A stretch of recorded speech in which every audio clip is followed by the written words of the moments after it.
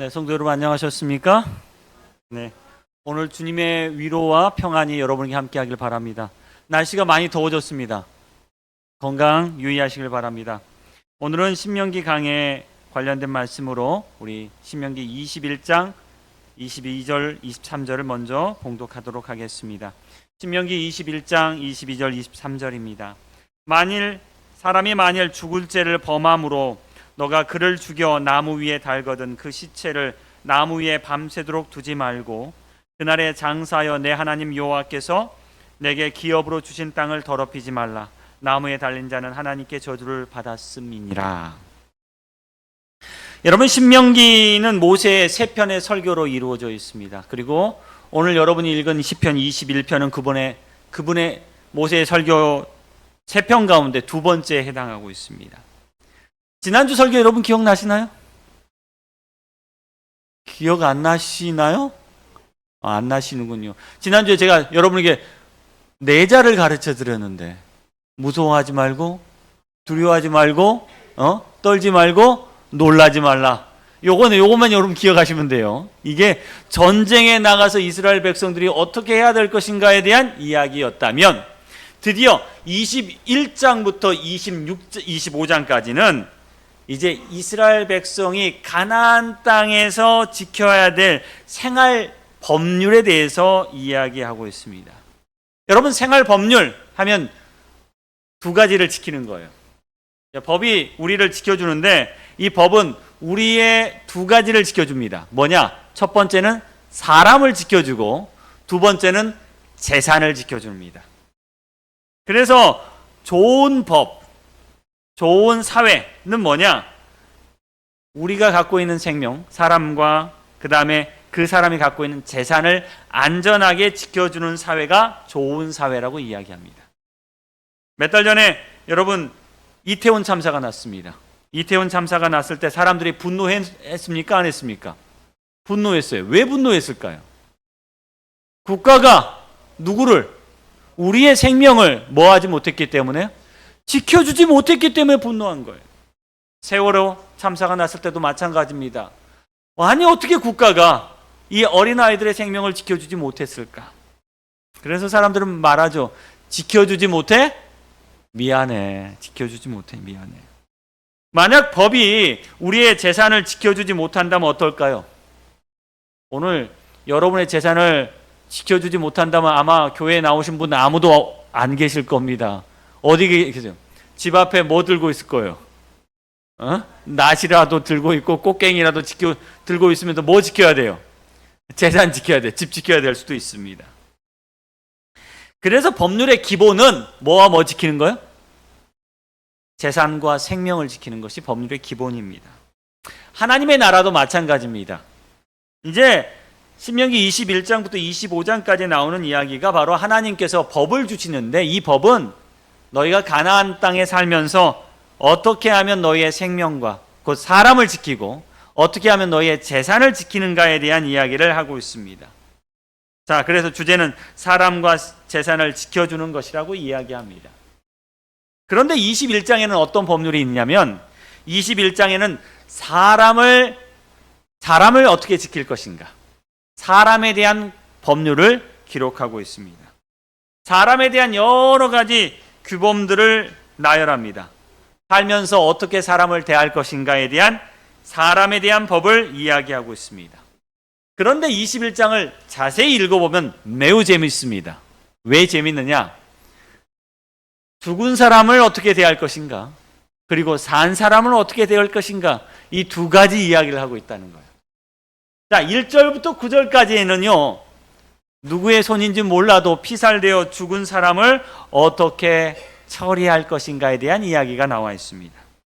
그리고 10절부터 14절까지는 포로로 잡힌 사람을 너의 아내로 삼았을 때 어떻게 할 것인가에 대한, 산 사람을 어떻게 할 것인가에 대한 법률이 기록되어 있습니다.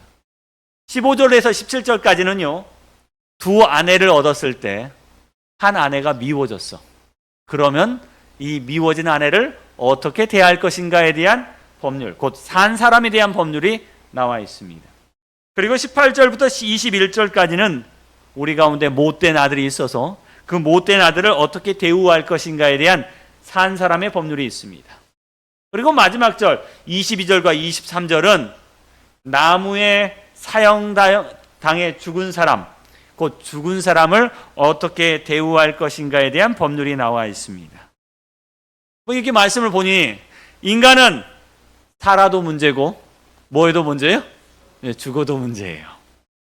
자, 모세는 신명기 21장에 이 사람에 대한 이야기를 합니다.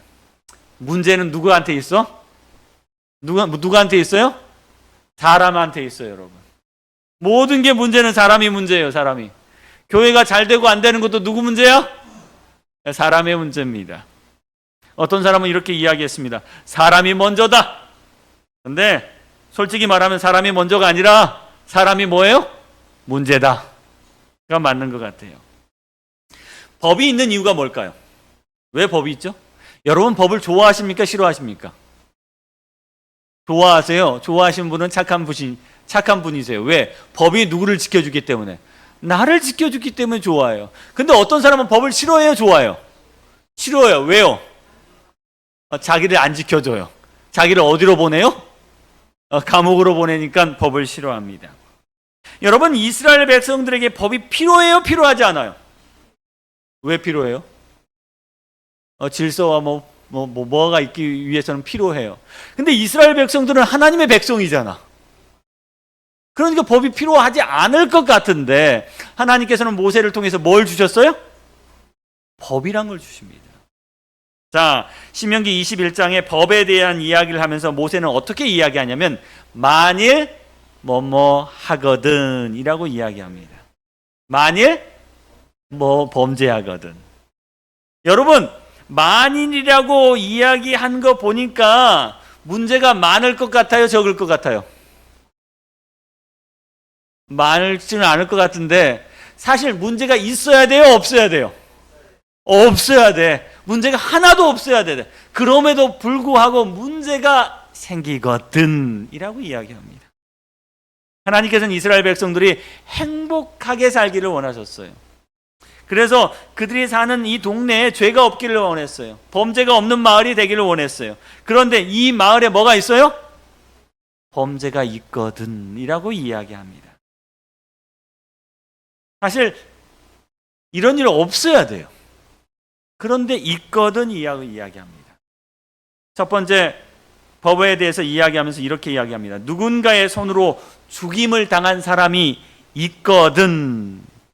그 말은 인간이 사는 사회, 인간 사회는 뭐 또 벌어질 수 있어요? 살인도 벌어질 수 있다는 사실입니다. 누군가 아무도 없는 곳에서 뭐 할 수 있어요? 사람을 죽일 수도 있구나라는 생각이 들었습니다. 두 번째 법률은요, 포로된 여자를 아내로 삼았다가 다시 버리고 싶거든 이라고 이야기합니다. 그럼 돼요, 안 돼요? 자기가 포로로 잡혀서 혹은 제가 돈 주고 사가지고 한 여인이 있었는데 이 여인이 너무 뭐한 거야? 예쁜 거야. 안 되겠다. 내가 이 여인을 내 뭘로 삼아야겠다. 아내로 삼아야겠다 해서 하나님의 법률에 따라서 이 여인을, 포로를 아내로 삼았어요. 그런데 살다 보니까 좋아 싫어. 점점 싫어져. 그래서 이 아내를 뭐 하고 싶어진 거야? 그러면 돼, 안 돼요? 안 되는데 만약에 그러한 사회가 되거든 이라고 이야기합니다. 인간 사회에서는 그런 일도 벌어질 수 있는 거예요. 만약 두 여자를 아내로 삼았습니다. 근데 자기도 책임지도 못할 일을 한 거죠. 두 여자를 삼았으니. 그런데 이 두 여자랑 같이 살다 보니까 한 여자는 아직 좋은데 한 여자가 뭐야? 싫어진 거야. 그러면 이 싫어진 여자를 뭐 해요? 버려야겠는데. 그러면 돼야 안 돼요? 그래야 돼요? 돼야 안 돼요? 그래야 조용해요. 네. 안 되는데, 그러면 안 되는데 그런 일이 벌어지거든 이라고 이야기합니다. 한 아들이 있었습니다. 이 아들이 부모의 속을 너무너무 속상하게 하는 겁니다. 말 들어요, 안 들어요? 안 들어요. 정말 말도 안 들어요. 이게 패역하다라고 나옵니다, 성경에는. 그러면 이 패역한 아들이 있으면 돼요, 안 돼요? 안 되는데 그런 일이 있거든 이라고 이야기합니다. 자, 마지막은요, 이런 말입니다. 어떤 사람이 죽을 죄를 범하였거든 이라고 이야기해요. 여러분, 범하면 돼요, 안 돼요? 안 돼요. 신명기 21장 법률은요, 어쩌면 발생해서는 안 되는 일들에 대해서 규정하고 있습니다. 여러분, 인간 사회는 어떤 사회일까요? 인간이 사는 사회는 어쩌면 종말로 가는 사회입니다. 이런 일이 벌어져서는 안 되는데도 불구하고 일어나요, 안 일어나요? 일어난다는 거예요. 지금 신명기 21장에 말씀하신 많은 법률에 관해서 이런 일이 벌어져서는 안 되는데 일어나요, 안 일어나요? 일어날 수 있다는 겁니다. 저는 특별히 신명기 21장의 말씀 가운데 저의 관심을 끌었던 두 가지 법이 있었습니다. 그 두 가지 법이 뭐냐면 죽은 자에 관련된 법이었습니다. 그게 신명기 21장 첫 번째 절하고 마지막 절에 나와요. 자, 두 죽은 자의 무리가 나옵니다. 잘 읽어보니까 이 두 죽은 자는 이렇게 분류해 볼 수 있어요. 첫 번째 죽은 자는 누구 때문에 죽었어요? 타인의 범죄 때문에 죽은 자예요. 나 억울하게 죽었어요. 야, 뭐 아는 사람일 수도 있고 모르는 사람일 수도 있습니다. 어디로 끌고 가요? 사람이 없는 곳으로 끌고 갔어요. 그리고 내가 잘못해서가 아니라 그의 잘못으로, 그의 범죄로 내가 죽임을 당했어요. 억울해요? 안 억울해요? 억울해요. 근데 신명기 21장 마지막 절에는요, 어떤 범죄자가 나오냐면 자기의 범죄, 곧 죽을 죄를 범함으로 그가 죽었을 때에 나옵니다. 곧 누구의 범죄요? 자기의 범죄로 죽은 자, 처형된 자에 대한 이야기가 나옵니다. 자, 신명기 21장 첫 절에는요, 어떤 사람이 타인의 범죄로 억울하게 죽임을 당했습니다. 근데 범인이 누군지 알아요, 몰라요? 몰라요. 아무도 모릅니다. 아무도 그의 억울함을 풀어줄 수 없어요. 원한을 갚아줄 수도 없습니다. 그 범죄자에게 벌을 내릴 수도 없어요. 죽은 자는 말이 없기 때문에 아무것도 해줄 수 없다는 겁니다. 반면에 신명기 21장 마지막 절에는요, 어떤 사람이 평생 나쁜 짓을 했어요. 그래서 뭐요? 사형을 당하게 된 겁니다. 결국 나무에 달려 죽임을 당하게 되었습니다. 누구 죄 때문에 죽어요? 자기의 죄 때문에 죽습니다. 후회해도 돌이킬 수 있어요, 없어요? 없어요. 다시 인생 살 수 없는 겁니다. 죽은 자에게 다시 기회가 찾아오지 않습니다. 만약 인간 사회에 이 두 가지 사건이 맞다면 희망이 있을까요, 없을까요? 희망이 없을 겁니다. 이 두 죽음을 보면요, 어쩌면 인간 사회에 희망 없는 모습을 우리에게 보여줍니다. 어떤 희망도 발견할 수 없어요. 타인의 범죄로 인하여 죽거든 혹은 자기의 범죄로 인해서 죽거든, 이 두 가지는요, 희망이 없는 것처럼 보인다는 겁니다. 그런데 이 이야기 속에서 우리는 무엇을 발견해내야 돼요? 희망을 찾아내야 된다는 겁니다. 제가 성경을 보면서 이 신명기 21장을 보면서 뭘 설교해야 되나 고민 참 많이 했습니다. 그런데 이 말씀을 보다 보니까 이 두 죽음 속에서도 뭐가 발견돼요? 십자가가 있다는 겁니다. 어디 십자가가 있을까요? 누가복음 23장에는요, 예수님 옆에 달린 두 강도에 대한 일화가 나옵니다. 이 두 강도의 일화를 잘 보면, 이 두 강도의 이야기 속에 보면 두 가지 죽음을 당한 사람이 다 나와요. 한 사람은 어떤 사람이에요? 타인의 범죄로 죽임을 당한 자가 나오고, 한 사람은 자신의 범죄로 죽임을 당한 자가 나옵니다. 자, 왼편 강도가 예수님을 비방합니다. 뭐라고요? 당신이 정말 메시아거든 누구를 구원해 보라고요? 자신을 구원해 보라고 이야기합니다. 그때 오른편 강도가 굉장히 분개해서 왼편 강도에게 말했죠. 이 사람이 행한 것은 옳지 않은 것이 없다. 오른편 강도가 보기에 예수님은 뭐 때문에 죽음을 당하는 겁니까? 누구의 범죄 때문에? 맞습니다. 타인의 범죄로 죽임을 당하는 게 누구예요? 예수님입니다. 예수님은 의인이셨습니다. 무죄했습니다. 그럼에도 불구하고 자신들과 동일하게 뭘 지고 있어요? 십자가를 지는 겁니다. 억울한 죽임을 피해갈 수 있어요, 없어요? 없었습니다. 여러분, 예수님을 왜 돌아가셨습니까? 그분은 예수님을 누가 죽였어요? 예수님을 과연 누가 죽였어요? 네, 우리가 죽였어요. 우리가 죽였어요. 우리 모두가 죽였습니다. 오른편 강도는 자신들에 대해서는 이렇게 이야기합니다. 우리가 행할 일 때문에 벌 받는 건 당연해라고 이야기해요. 강도들은 왜 죽었습니까? 누구 때문에 죽었어요? 자기 때문에 죽었어요. 그들은 스스로 이야기합니다. 우리는 우리 잘못 때문에 죽는 거라고.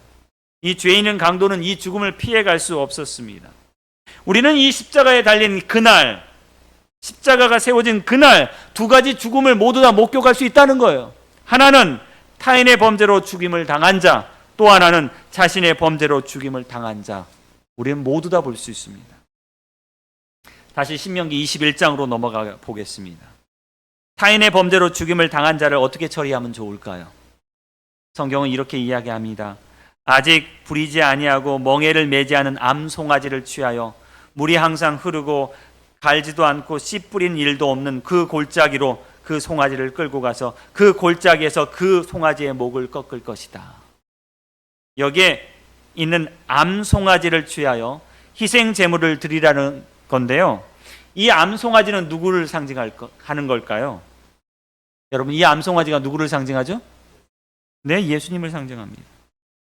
이 암송아지는 누구 때문에 죽은 거야? 네, 신혼미상의 죄인의 죄를 뒤집어 쓰고 희생당하게 된 것입니다. 가장 억울한 거예요. 멍에도 매지 않은 이 암송아지는 바로 예수 그리스도를 예표하고 있습니다.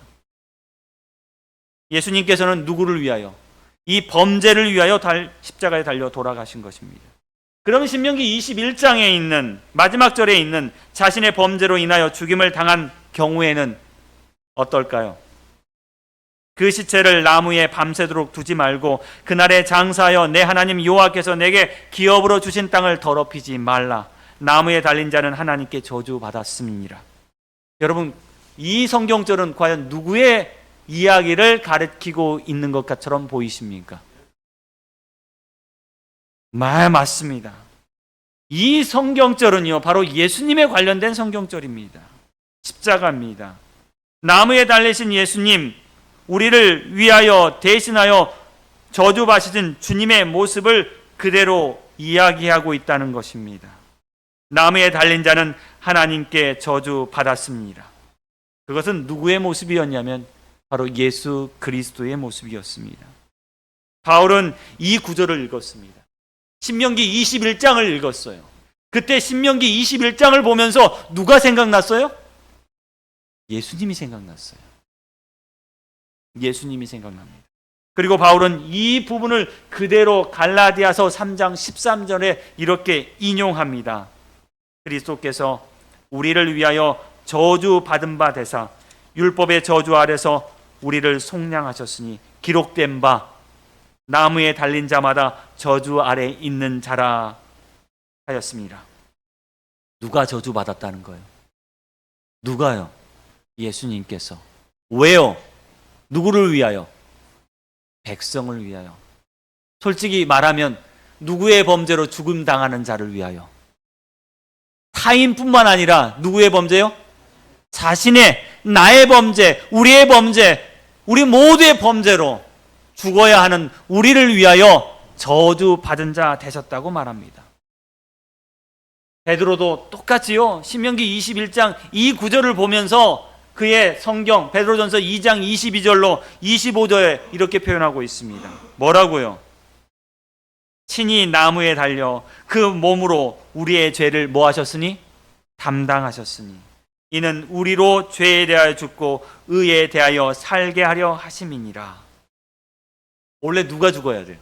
신명기 21장의 그 죄를 묻자면 누가 죽어야 돼요? 내가 죽어야 돼요. 근데 누가 죽었다는 겁니까? 예수님께서 십자가에 달려 돌아가셨다는 사실입니다. 사실 이 문제로 신학 역사상에 보면요, 논쟁이 하나 있었습니다. 칼빈주의자들하고 알미니안주의자들이 서로 속죄에 대한 논쟁을 하기 시작했습니다. 칼빈주의자들은 이렇게 주장했습니다. 십자가에서 희생당한 예수 그리스도의 피는 오직 선택함을 받은 사람들만을 위한 것이다. 악인들을 위하여 희생당한 주님은 너무 낭비고 아깝다. 그래서 이건 누구만을 위한 것이다? 구원받을 사람만을 위한 것이다 라고 주장했습니다. 그래서 그것을 제한적 속죄다, 제한 속죄라고 이야기했죠. 반면에 알미니안, 곧 감리교 사람들은 아니야, 주의 피는 누구를 위한 피야? 온 모든 사람들을 위한 피야. 하나님께서는 구원을 받든 구원을 못 받든 모든 일을 위하여 피를 흘리셨어. 이건 보편 속죄라고 부릅니다. 우리 교회는 어떤 걸 믿을까요? 예, 보편 속죄를 믿습니다. 저는 신명기 21장을 보면서요, 죽은 사람을 어떻게 대할 것인가? 타인의 범죄로 인하여 죽은 사람도 그 사이에 누가 있어요? 암송아지 예수 그리스도께서 계셨고요, 내 범죄를 위하여 죽음 당한 경우에도 베드로와 바울은 그 가운데 누가 있다고요? 예수님이 있다고 고백하고 있다는 사실입니다. 우리가 기억해야 할 것은 예수께서 의인을 위하여 이 땅에 오셨을 뿐만 아니라 누구를 위해서도요? 죄인을 위해서도 오셨다는 사실입니다.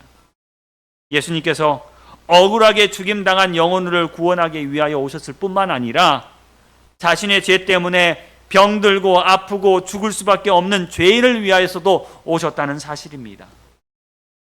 예수께서는요, 아담의 범죄로 인하여 죽임당할 우리 모두를 위해서도 오셨을 뿐만 아니라 누구의 범죄 때문에? 내 죄 때문에 죽임당할 우리 자신을 위해서도 오셨다는 사실입니다. 우리는 십자가 옆에서 그 형벌을 받고 있는 한 강도의 마지막 고백을 들을 수 있습니다. 그 강도가 예수 옆에서 십자가에 달려 있으면서 그는 예수께 간절히 이야기하였습니다. 하나님 나라 임하실 때 누구를 기억해 달라고요? 나를 기억해 달라고. 바로 그 예수는 나무에 달린 자, 하나님께 저주받은 자였습니다. 하지만 강도는 그에게 고백합니다. 하나님 나라 임하실 때 나를 기억해 달라고. 이 강도는 누구 때문에 죽은 사람이에요? 자기 죄 때문에 죽을 사람이에요. 그는 죽을 죄를 지었고 자신의 죄 때문에 죽을 수밖에 없었습니다. 그는 죄로 인하여 고난받았고 십자가에 못 박혀 죽어가는 그때 마지막 힘을 다해 고백합니다.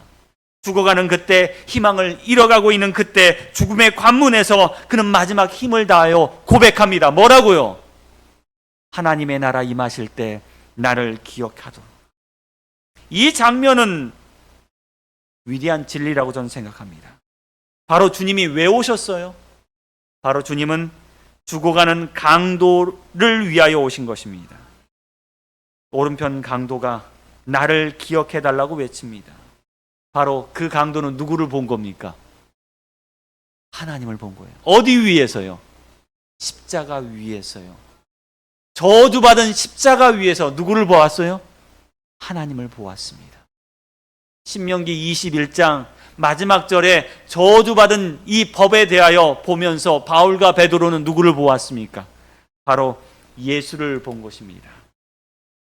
예수님께서는 두 강도를 구원하시려고 나무에 달린 자가 되셨습니다. 하나님께 저주받은 자가 되셨습니다. 어쩌면 그분은 죄인의 모습으로 두 강도 앞에 나타나셨습니다. 본인들과 같은 죄인의 모습으로 주님은 나타나신 것입니다. 하지만 오른편 강도의 평가와 왼편 강도의 평가가 달랐습니다. 오른편 강도에게는 타인의 죄를 대신하여 억울하게 죄를 지신 하나님으로 보였지만 왼편 강도는 가짜 메시아, 사기꾼으로 보았습니다. 오른편 강도는 그분을 보면서 자신을 구원할 수 있는 자로 보았지만 왼편 강도는 그분을 보면서 자신의 도망갈 길을 찾았습니다. 오른편 강도는 십자가를 보면서 자신과 다르다는 것을 깨달았지만 왼편 강도는 십자가를 보면서 저 사람도 나랑 똑같은 운명이다라고 생각했습니다. 오른편 강도는 예수를 보면서 뭘 보았냐면 천국을 보았습니다. 왼편 강도는 예수를 보면서 죽음의 절망을 보았습니다. 여러분 이 그림을 아십니까? 여러분 이 그림 속에서 무엇을 보십니까? 예수님 보이십니까? 이 그림과 연관된 이야기가 있습니다. 2차 세계대전 말기에 눈 덮인 중국 오지에 한 사진사가 말을 타고 가고 있었다 그래요. 그가 말등에 앉아서 이렇게 잠시 기도했다고 합니다. 제가 주님의 얼굴 한 번만 볼 수 있으면 제가 주님 믿겠습니다. 그때 마음속에서 그에게 터져나오는 음성이 있었습니다. 사진을 찍어라.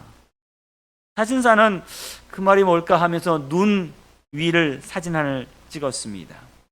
그때 땅에 눈이 녹기 시작했고 검은 땅이 일부는 드러났고 일부는 아직도 하얀 눈이었습니다. 어쩌면 흉한 들판이었습니다. 하지만 사진사는 마음의 명령에 따라 이 사진을 찍고 나중에 현상에 보았더니 그 현상한 사진 속에 누가 있었어요? 예수님의 얼굴이 있었다는 거예요. 그런데 어떤 사람은 이 얼굴을 봐도 누구로 안 봐요? 예수로 보지 않는다는 것입니다. 신명기 21장 죽은 사람에게 여러분 누가 보이십니까? 저는 참 말씀을 준비할 때 신명기 21장에 죽은 자들을 위한 하나님의 규례를 보면서 무서운 생각이 들었어요. 그렇죠? 누군가 죽는다는 건 무서운 거 아닙니까? 하지만 말씀을 보면 볼수록 묵상하면 묵상할수록 누가 보여요? 예수님이 보이는 겁니다.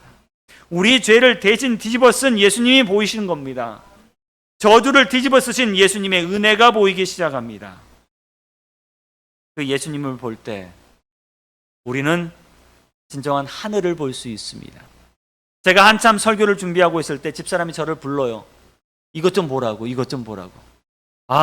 짜증이 났습니다. 설교 준비하는데 무슨.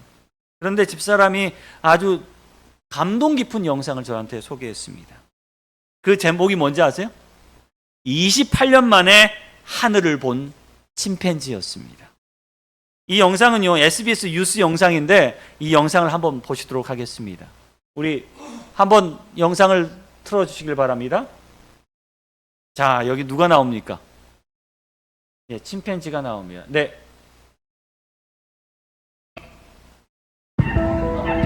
네, 침팬지가 나옵니다. 이 침팬지가 처음으로 하늘을 보았습니다. 자, 하늘을 본 표정이 어떤 표정이었을까요?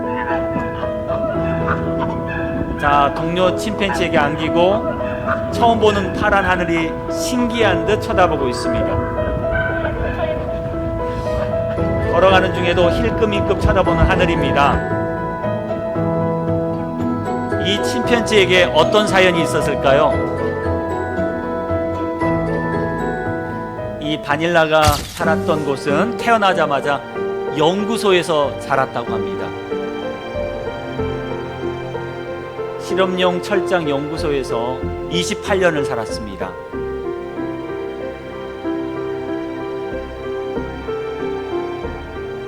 (28년) 동안 바깥 세상을 한 번도 구경해 보지 못했습니다.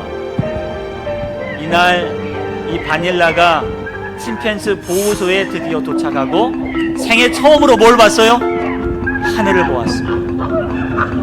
그리고 우두머리 침팬지가 안아주었습니다.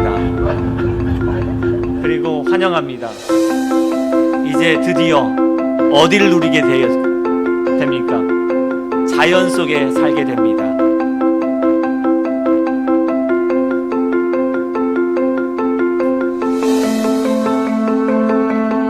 이제 언제까지, 죽을 때까지 이 침팬지는 이 자연에 살게 될 것입니다.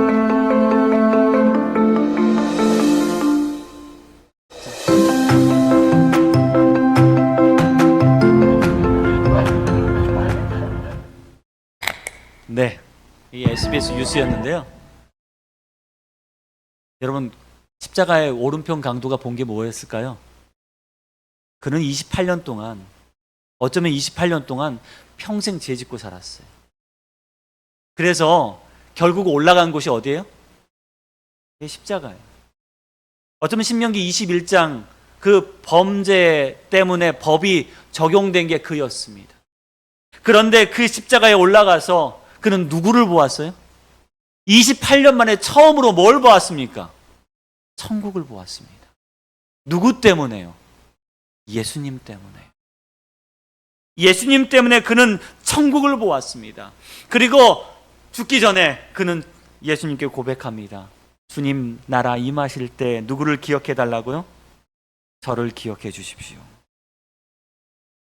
사도 바울과 베드로도 신명기 21장을 보면서 누구를 보았냐면 십자가를 보았습니다.